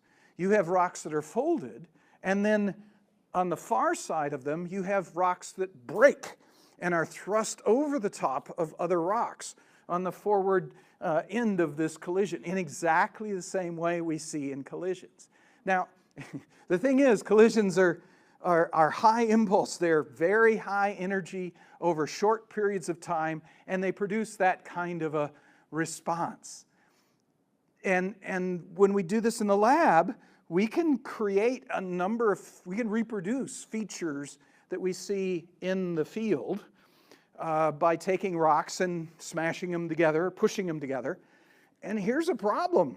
When you move them, when you collide these rocks at that massive speed of 10 centimeters per year, they don't behave that way. They don't break in the way, they don't bend in the way that is actually seen in the field. But if you do it at high velocity, or high momentum especially, the rocks deform in the proper way, including the thrust faulting that occurs on the forward side of the collision. We have thrusting where rocks are pushed over the top of other rocks at extremely low angles, really low angles. Basically, if you do this slowly, it breaks and turns at a high angle. The faster you go, the more the two things slide over the top of each other at a lower angle. And the low angle thrusting that we see in front of fold belts, and we're almost in there, we're a little bit, in this location in Tennessee, we're a little bit west of the forward end of the collision belt for the Appalachians. They're the last fault is about, I'd say it's probably 50 miles to the east of us, the last thrust fault. So we have evidence of this stuff here in Tennessee. The low angle thrust faulting found in the Alps and found in the Himalayan mountains and here in the Appalachians is explained by rapid motion provided in this model, but not by conventional model. Okay, that's the first thing that's happening. Simultaneously with subduction, we also have something we call mantle-wide flow, which is to say that as the crustal plates are subducting, there's material having to move in the mantle to take its place, to move. It's got to move out of the way so that the crust can come in, and it moves throughout the mantle and arises at another location. And according to John's model, this subduction, this flow goes all the way to the core mantle boundary. Now this is really important as a distinction from the conventional understanding. Because in conventional understanding, when I learned plate tectonics, for example, it was thought that plate tectonics was restricted to the upper 760 kilometers of the Earth's mantle. The reason for that was very obvious, very clear. We had, the earthquakes are places where rocks move against other rocks. We can determine the position of earthquakes not just laterally on the surface, but we can actually determine their depth. If we have enough seismometers we're getting seismic waves from, we can determine the position. We can triangulate the position of the earthquake even vertically in the earth. And we can actually watch the earthquakes underneath the subducting slab. We can see the earthquakes in the earth get deeper and deeper and deeper as the slab gets deeper and deeper and deeper. Not only that, but we have the ability to differentiate between an earthquake that's caused by compressional motion, two rocks moving against one another towards each other, or rocks that are being stretched apart, or rocks that are being moved side by side.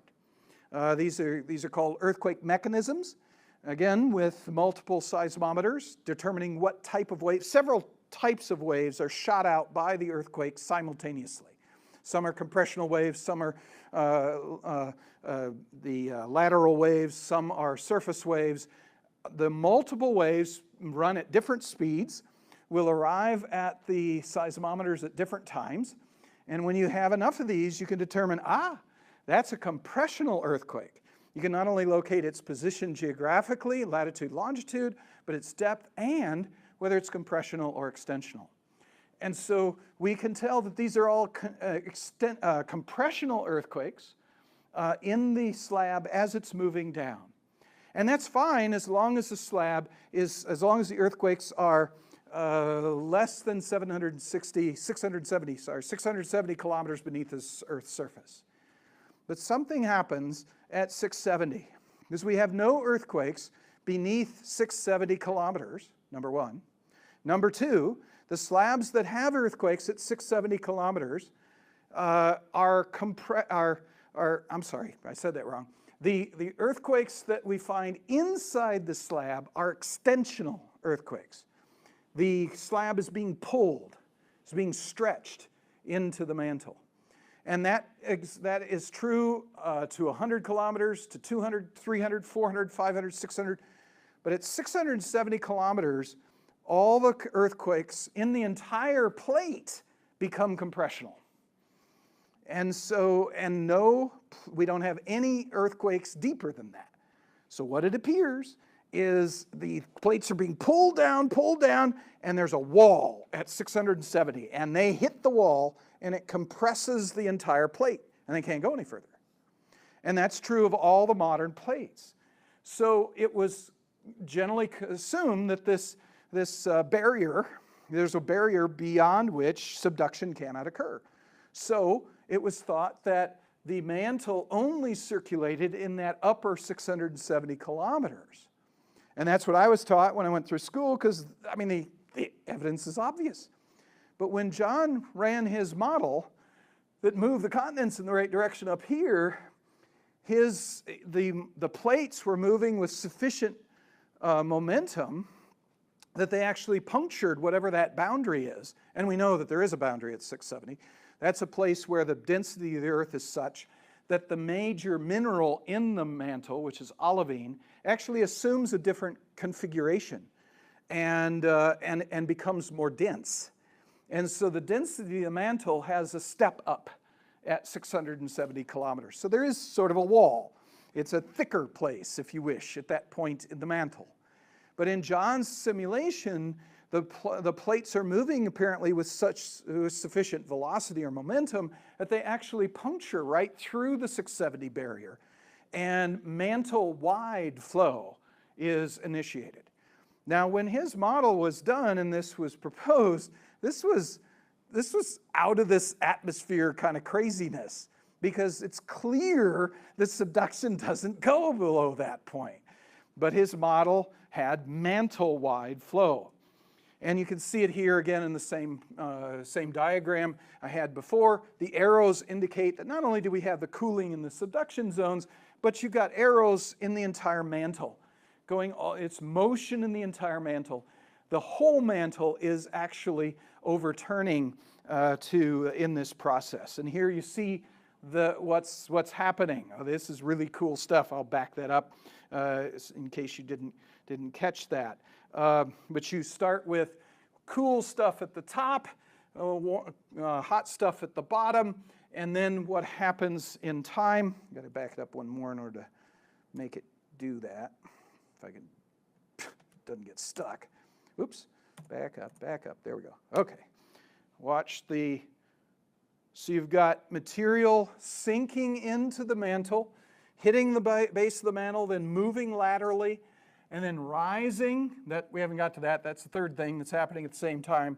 But this is flow in the entire mantle that's occurring as a consequence of his model. Now, at the time that he made this initial, I'm going to say prediction, because his model said that there should be mantle-wide flow, but everyone said, no, it can't be, it can't be. We had no way to test this idea. It was just a crazy idea that seemed to be counter to the evidence that we had. But what began to be developed in the 1990s, late 1980s, John did this stuff initially in the 1980s, and so he made this prediction in the 80s. By 1990, they had developed a method called seismic tomography, which allowed them to look into the mantle, sort of like a sonogram. Like you would take a sonogram to look at a child in the womb or something like that. It's the same kind of idea. It's using earthquake waves to bounce off of things and get a picture. And just like the pictures of babies have gotten a lot better with technology. I remember when we got them when I was younger, when my kids were, it's like, what? That don't look like nothing. That looks like nothing at all. Are you kidding? Boo. Now we got these crazy things that, my word, there's the kid's arm, and they're sucking their thumb, and oh my word, that's amazing. And the same thing happened in looking at the interior of the Earth. Initially, we're getting very fuzzy pictures of just the very shallow portion of the mantle. But as time went on, the technique improved, and we began to see more clearly, more deeply. And it was really fun to watch it during the early 1990s, because they were reaching further and further in, 100 kilometers into the Earth, 200 kilometers, and it was very exciting because they could see the cold material underneath the subduction zones, just where they were supposed to be. Very exciting. They go 200 kilometers, it's still there, good, this is perfect. 300, 400, 500, 600, they're going all the way down, and it's beautiful. The cold stuff goes right down beneath the subduction zones. They go to 700 kilometers, 800 kilometers, and it keeps on going. And all of a sudden, the party kind of settles down a little bit. It's like, oh, what's going on? Let's adjust, something must be wrong. But alas, the cold zones went right through the increased viscosity zone and kept on going. Now, it took until late in the 1990s to get all the way to the core mantle boundary, but it was traceable all the way down. Mind-blowing. Okay, now another thought. If, in fact, John's model is correct and reflects something about reality that occurred during the flood, then if these cold slabs are dropping at meters per second, they've got 3,000 kilometers to go to get to the core mantle boundary. It's going to take them a while, okay? Meanwhile, the mantle's really hot. It's going to be melting them. How long is it going to take? Well, 5 to 8 kilometer thick slab will take approximately 10 million years, maybe even as much as 100 million years to melt away. So in a flood model, where it's dropping at meters per second and getting there in a few weeks or months, it hasn't melted away. In fact, it's only 4,500 years ago, so they should still be there, right? So in this model, these cold plates, they're starting out at the temperature of ocean water. Let's say it's close enough to 0 degrees centigrade. They're dropping into the mantle. All the way down to the base has got 3,000 degrees centigrade temperature down there. And you're going to pile these things up. Now, they can't go into the core because the core is iron nickel, much, much denser. So they're just going to pile up down there, theoretically, into a pile of cold stuff. That's 3,000 degree temperature difference than the hot stuff, the normal stuff in the mantle. Now, you might actually be able to tell that. You might be able to discern where that stuff is. So as seismic tomography got further and further down into the mantle, we're beginning to think, hey, they could test another prediction of the model, which is that there's a pile of cold stuff at the base of the mantle that is 3,000 degrees colder than the normal temperature of the core mantle boundary. And here's a picture of the interior of the Earth with cold zones in the Earth, hot zones in the Earth, and then 240 kilometers above the core mantle boundary. We have temperature variations which exceed 3,000 degrees, reported in 1997. There should be no, again, if things are going at normal rates, it's going to take much longer for these plates to get down to the core mantle boundary than it takes for them to melt. So they would be gone. There should be no cold stuff at the core mantle boundary if things go slow. It's only going to be there if things go as fast as this model predicted. And what we have is temperature differences at the core mantle boundary in excess of 3,000 degrees. Amazing prediction. Pretty cool stuff. Again, that might even make it right. I don't know, maybe. Now, setting John Baumgartner's work aside for a moment, in walks D. Russell Humphreys.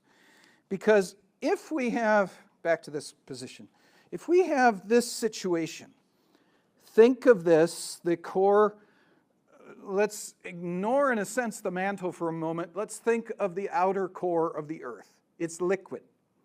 The upper boundary of that outer core is this thing that's showing all these temperature differences. So we've got the normal temperature of the outer portion of the outer core would be 3,000 degrees.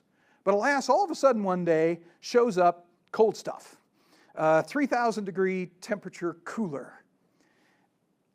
And remember, the outer core has got a viscosity about that of water. So this is kind of analogous to having a pot on your stove that has water-like substance in it, because water couldn't be at these temperatures, but let's assume there's a liquid that can be liquid at these temperatures. You've got a stove, the stove is on at 3,000 degrees, and it's happy there. Now, let us drop an ice cube onto the top of this thing. Just set it on top. That's 3,000 degrees colder than the burner, okay? Or you could put it underneath, either way. Now, what's going to happen under these circumstances? It's kind of like taking a very big pot and having one part of the pot over in an ice bath, and the other part of the pot on a burner of the stove. You know what's going to happen on the burner of the stove, but it turns out the same thing, but much more vigorous, is going to occur with that dual heating cooling situation. It's going to be a very dynamic motion of the water, as basically what it's doing is it's trying to even up the temperatures. It's transporting heat from the hot area to the cold area to heat it up, and it creates vigorous convection. So this is what D. Russell Humphreys is thinking. He was working with John. He's thinking, well, if you had that on the outside of the core, 3,000 degree temperature difference at different places on the outside of the core, that should induce a circulation in the outer core, vigorous circulation in the outer core. And it turns out, because we believe that the Earth's magnetic field is generated by electrons that are running around the outside of that core, it's in the iron nickel, and they're creating the Earth's magnetic field. If, in fact, the core begins to circulate, the outer core begins to circulate in that fashion, it basically carries the magnetic field lines with it, with the material. As the magnetic field lines are being generated through the material's moving, it's changing the Earth's the magnetic field. And any time, by Lenz's law, that you change the magnetic field, you create a counter electric field that produces a magnetic field to counter the difference, how you're changing it. The effect of this, according to Russ's calculations or estimations, is that it generates a reversal of the Earth's magnetic field as perceived at the surface. Actually, as perceived at the surface, he suggested the Earth's magnetic field would seem to drop to 1/10 its previous intensity, and then flip, and then continue to flip, North Pole becoming South Pole, and then South Pole becoming North Pole, and then North Pole becoming South Pole, at a rate that is related to the rate of circulation of convection in the outer core. And so what Russ did was he said, well, okay, he didn't really know how fast the circulation would be generated. But what he did is took a rough count of how many reversals of the Earth's magnetic field we have in the geologic record, divides that into what he thinks the length of the flood is, or was, and he deduces that it seems that in order to explain the number of reversals we have in the record, you'd have to flip the field every 2 weeks. Now, it turns out when he played around with numbers, 2 weeks is entirely reasonable, as the convection that would be generated in this could easily generate a flipping every 2 weeks. Now, hold that thought. The conventional world also has an explanation for the Earth's magnetic field and for the reversals of the Earth's magnetic field. But in Russ's model, he's starting with a magnetic field he thinks was given to the Earth at its creation, basically by electrons spinning around the outer core, and they've been slowing down ever since.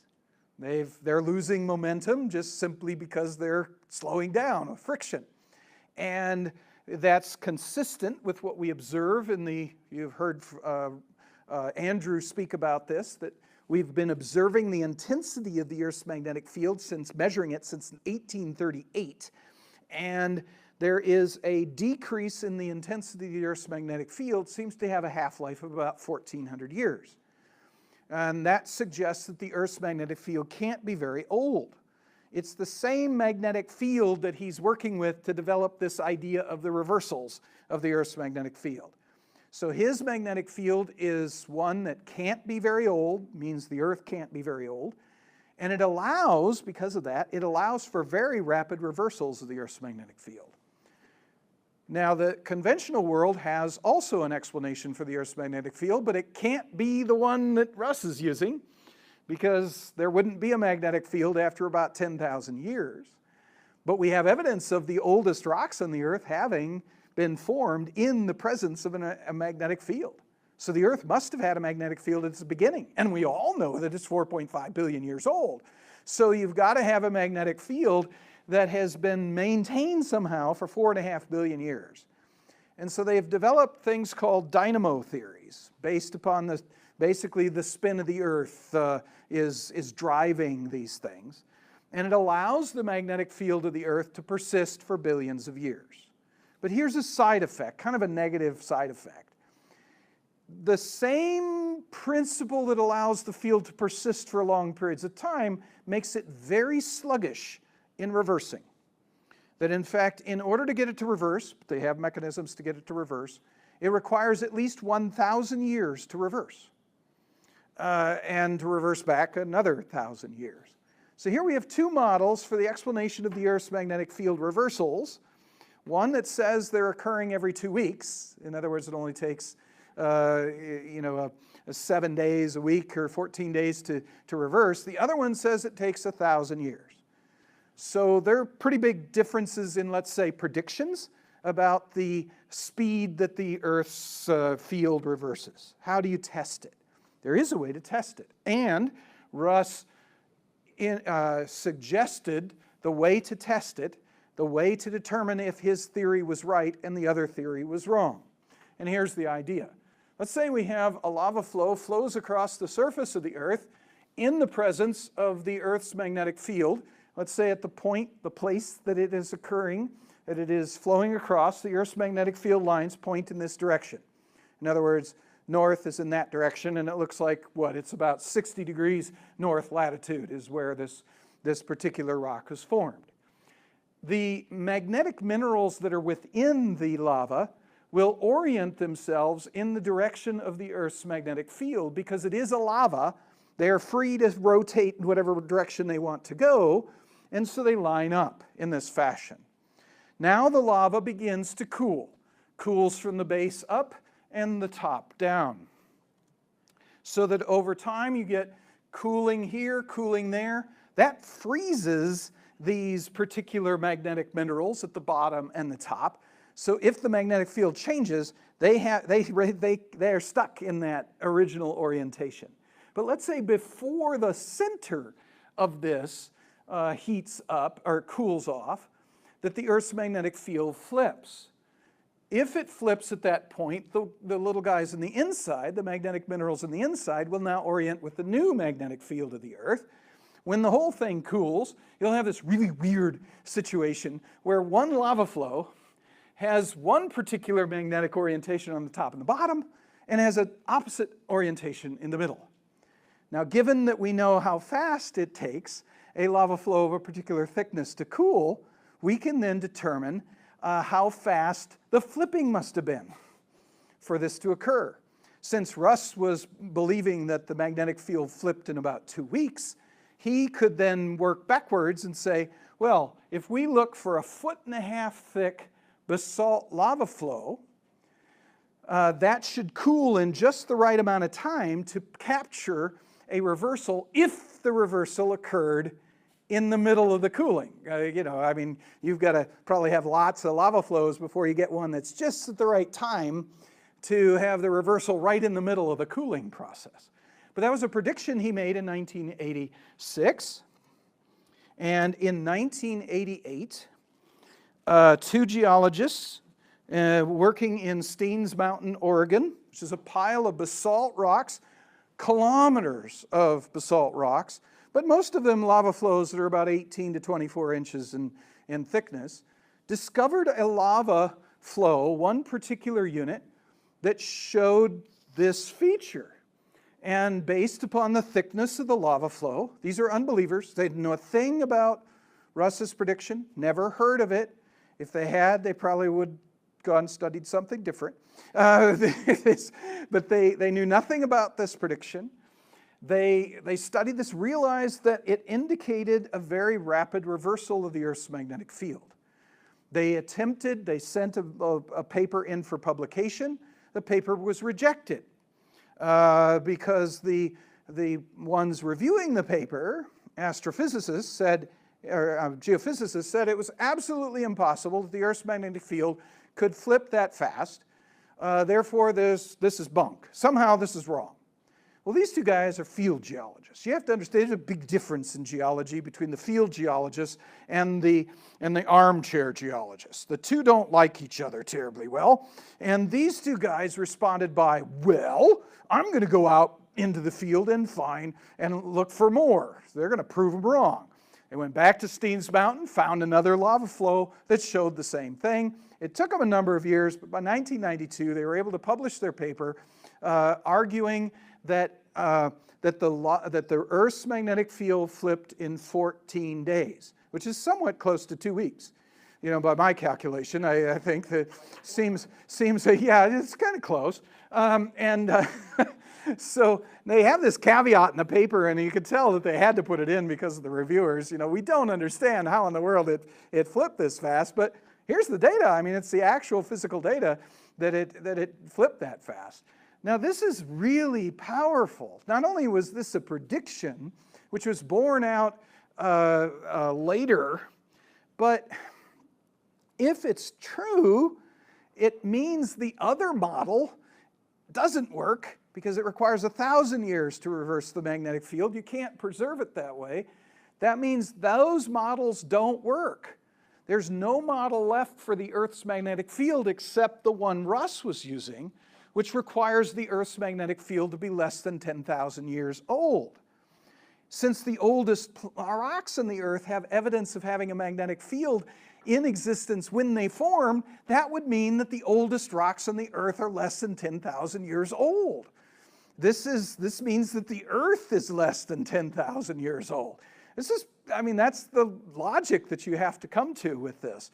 Really cool stuff. Okay, the third thing that's happening at the same time as subduction and mantle-wide flow is occurring is spreading. This material that comes down in the mantle and rises, hot material rises to the Earth's surface. This is what we call spreading because it gets to the surface and moves away from that spreading position. And here you can see it again on this diagram. You got the subduction in the blue, the arrows indicate the mantle-wide flow, and the red stuff indicates the warming that's occurred by spreading that's occurring at the Earth's surface. And the concept here is we got 1,400 degrees centigrade mantle material coming up and contacting what? We're in the midst of a flood. Water. It hits water, it vaporizes the water, perhaps propelling it hyperballistically up into the atmosphere and entraining water along the way. It rises into the atmosphere, takes the entrained water, which drops immediately out of it. It cools by radiation, and the rest cools by radiation into space, comes down as intense global rain. So we have a possible mechanism.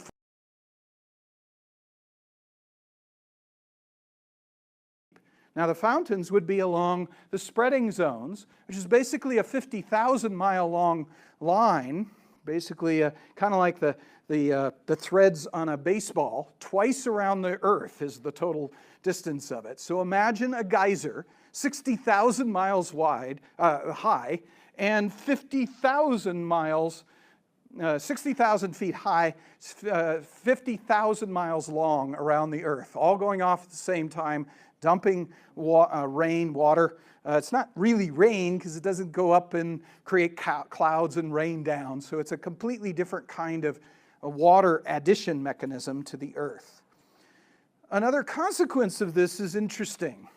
At the spreading zone, when this stuff is being applied to the plates as they're moving apart, this is hot material that's moving very rapidly away from the center. If at the same time the Earth's magnetic field is flipping every 2 weeks, let's say we have material coming up right now. The Earth's magnetic field has a certain orientation. As long as that stuff is hot, the magnetic minerals line up with the Earth's magnetic field at that time. If you were to run a magnetometer over the surface of it, you would see a slightly stronger magnetic field for the Earth at that point because it would be the normal magnetic field of the Earth plus the magnetic field created by all the magnetic minerals that are in line with it. And so you'd have a stronger magnetic field over that zone. Then as things moved apart, there'd be a point where the Earth's magnetic field flips. And once it flips, then the material that was once in the same direction as the magnetic field of the Earth is now going in the opposite direction. So taking a magnetometer over that, you would see a weaker magnetic field. So you'd expect bands of on parallel ridges, parallel lines along the ridges, you'd find bands of stronger and weaker magnetic field as you go outward. But think now at the same time, let's say we did this slowly. If we did this slowly, it took, let's say, 50,000 years to move out to this point. It takes 1,000 years for the Earth to flip. In 1,000 years, it's going to produce maybe 100 yards of new material. In that 100 yards, it might be a little messy. You know, is it going to be, which orientation is it going to have while it's flipping? So you might have clear positive anomaly here, but probably a 100 meter zone of kind of mixed up rocks, blotchy rocks. Some might be going the right direction, some might not be. And then you'd have another clear zone of reversed or weaker magnetic field. That would be under the normal conventional circumstance. But what if we sped it up to meters per second? When you're doing this, and the thing is flipping every 2 weeks, you know, there's stuff that was produced, let's say,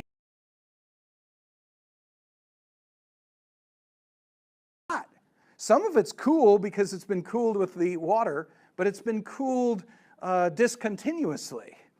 So you would expect what Russ predicted is that there should be a very blotchy magnetic field everywhere. That if you drill down in these rocks over here, you'd find zones or areas which was normal, and then zones where it was reversed, and then zones where it was normal again, because it was going too fast to have a uniform, rather than 100 yards of blotchy, you'd have everything's blotchy, with more normal in the middle there, more counter in the next, but blotchy nonetheless. This was and what we found is that every drill hole that's gone into these rocks show, and they take the magnetic orientation sometimes every 6-8 inches in the drill hole. We find blotchiness on every single drill hole. So in a normal mode, you might expect, what's the probability of hitting one of those blotchy things? It's 100 yards versus 100 kilometers or something like that. It's pretty low probability. But in the creation model, in this accelerated model, you'd expect the blotchiness in every single borehole, and that's what we observe.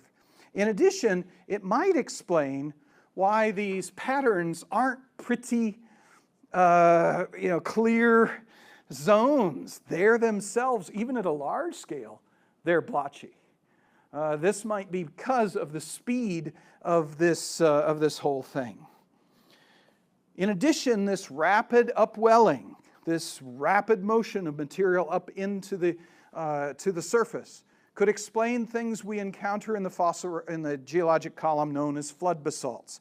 Andrew referred to them a couple of times. These are slits in the Earth's surface, out of which poured unimaginable volumes of magma.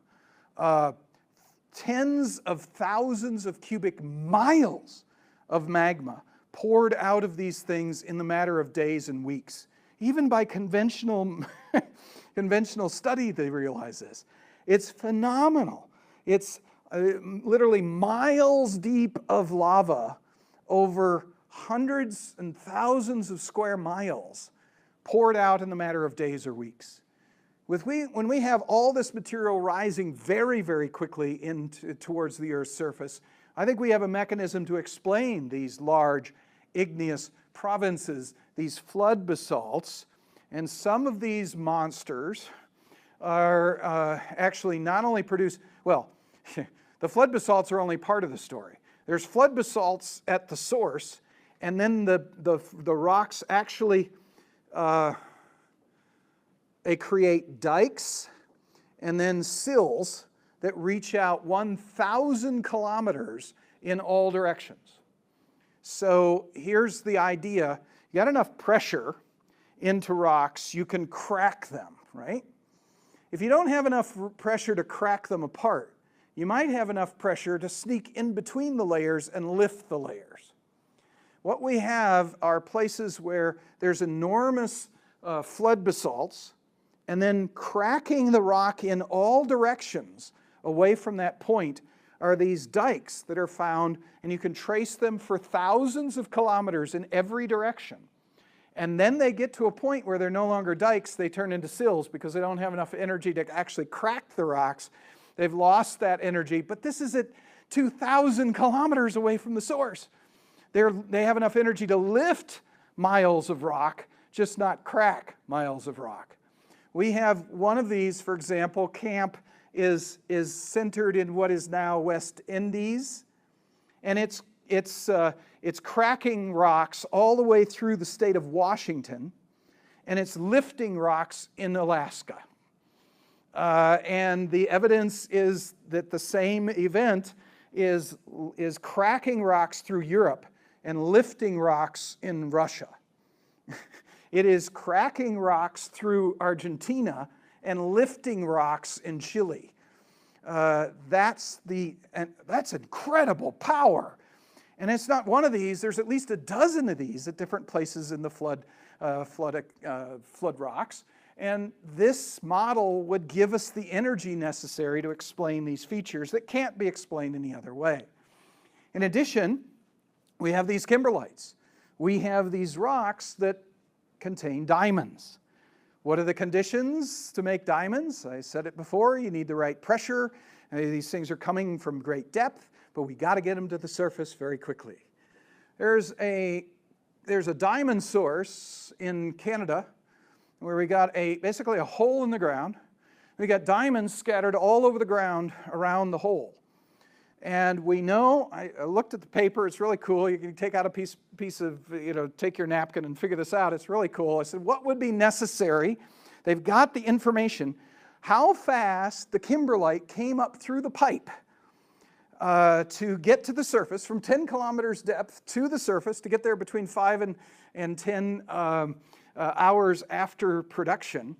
It came up so fast that it shot right out of the pipe into the atmosphere, exploded under the low pressure of the atmosphere, and rained diamonds over an area tens of miles around the hole. Well, the information is in the paper, and I calculated how fast the stuff would have to be coming out of the pipe. And it's analogous to having a vertical railroad where each railroad car is carrying, so let's take a coal train, which carries 88 tons of coal in each car of the train. And how fast do we have to have the train moving out of this hole to, in fact, account for this? It needs to move at 60 miles an hour vertically, straight up in the air, in order to get enough material out of this hole high enough to explode in the atmosphere and rain down diamonds.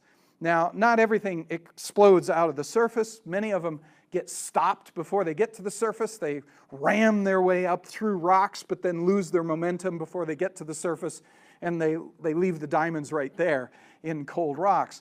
But the kimberlites cannot be formed slowly. They are formed with incredible speed. And again, in this mechanism, in this model, we have the way to explain things like kimberlites. Another side benefit of this is that we perhaps have a way to explain why the world was covered with water. This spreading is changing the Earth from the pre-flood condition, where we had cold continental crust and cold ocean crust. And what we're doing during the flood is we're pulling the crust apart. We're having hot mantle material come into the place of the cold crust that was there. The hot material, because it's hotter, occupies more volume. In the present ocean, hot material sits 1.5 kilometers higher than cold material does in the same ocean. So you're taking let's say you had a full ocean. Now, in time, you're going to replace all the cold crust with hot crust. You're basically going to take the bottom of the ocean and raise it 1.5 kilometers, a mile. You're going to take the bottom of the ocean and raise it up a mile. That's going to push the water out of the oceans. Add to that 5% of the, on the average, of the mantle magma is water by volume. Add some juvenile water that hasn't been on the surface of the earth before, and in the fact that the oceans occupy 70% of the surface area of the earth, we could easily raise ocean 1 mile over the continents. So we have a continent covering mechanism, a way to cover the continents with water. Here is John's simulation of sea level. There's can't see it here, but there is a purple line that indicates the initial sea level, 20 days into the flood sea level. 40 days into the flood, here's the sea level, here's the beach along the continents. You probably can't see it where you're at, but it's moving in from the ocean by 60 days. That's as far as he gets in his model. He actually brings the sea level up to the mountains, up to the high points, the places that are rising because of their heat. Also, we have reason to believe then, basically this comes from physical data, that there are currents over the continents. John's modeling also produces currents but doesn't move them in the right direction, so that's probably a bunch of gump. But anyway, again, it's that comparison to the physical data and the real data. But we have evidence that this water covered entire continents and was apparently, for one reason or another, moving over the continents, which is consistent, by the way, with the moon holding the water of the earth and the earth rotating underneath it. That would effectively seem to make the water move from the east to the west across the continents. And that's consistent with the direction that we see in the fossil record. But that allows for the motion, for the deposition of sediments over the continents, such as the Sauk sandstone over the continents. It would explain why we have very thick, uniform sedimentary layers over entire continents. It would also, if we had a mechanism for the east-west currents, which I think may have something to do with the moon, then we can move our sediment from long distances away, and we see this consistently in the geologic column. We've got sediments that we got here. Where do they come from? We go looking for where they came from, because we know what direction they came from by the currents, and we have to go thousands of miles for a possible candidate for where those sediments came from. Sediments are being carried humongous distances, and that would be, again, something that could be explained by this model.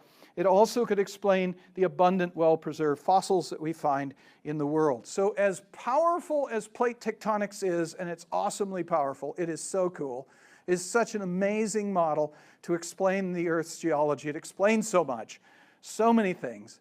Catastrophic plate tectonics, just a slight modification of plate tectonics, just speed it up 3 billion times, and you can not only explain all of these things, but you can explain all the things here in red. Not only do you have magnetic striping, you can explain, but the blotchiness of it. Not only can you explain the mantle velocity anomalies, the seismic tomography evidence, but the fact that you have deep mantle velocities anomalies, which you didn't expect in the other model. You can not only explain flood basalts, but kimberlites. You can explain the magnetic field intensities, didn't get into that. The rapid magnetic reversals. You've got mechanisms for thrust faults, detachment faults. You can explain high pressure, low temperature minerals. You can explain some things I didn't get to. See, the talk isn't long enough. And we also have potentially an explanation for other things that are attractive to us as creationists. It explains why the flood came to be, where the waters came from. It may explain what the windows of heaven are, what the fountains of the great deep are. It may ultimately help us explain regional metamorphism and several other things. This is an awesome model for the explanation of the Earth's geology due to the flood. Thank you.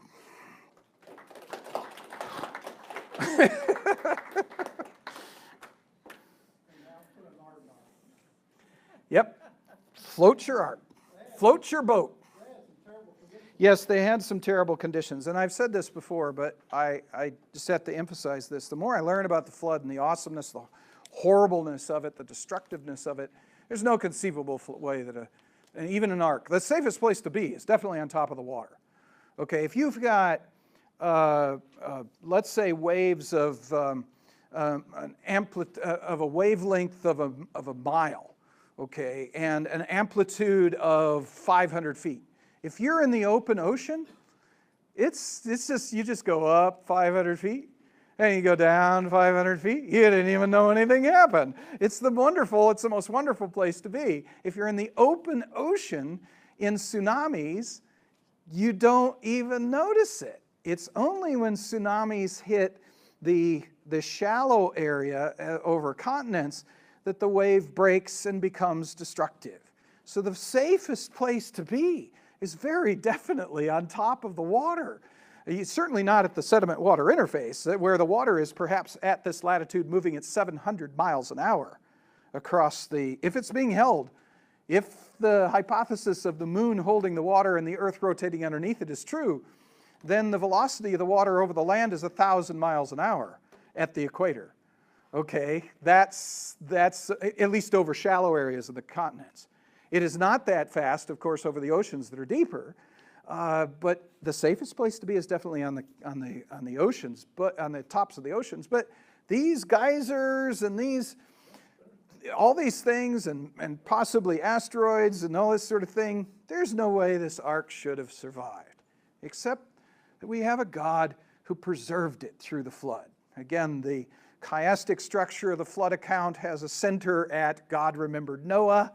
That seems to be, that is, when you're thinking, oh man, everything's gone, everything's destroyed, and there's no hope. God remembered Noah. Don't forget, people, the purpose of this flood is not just to destroy the evil that was there, it's to preserve humans through it. It's to preserve life through it, which is impossible. In the midst of God's wrath, there are no survivors. Who deserves not to be destroyed by God's wrath? No one. Everyone deserves to be destroyed by God's wrath, and God's wrath is capable of destroying all. It's only in the protective hand of God, in the loving protective hand of God, that we can survive His wrath.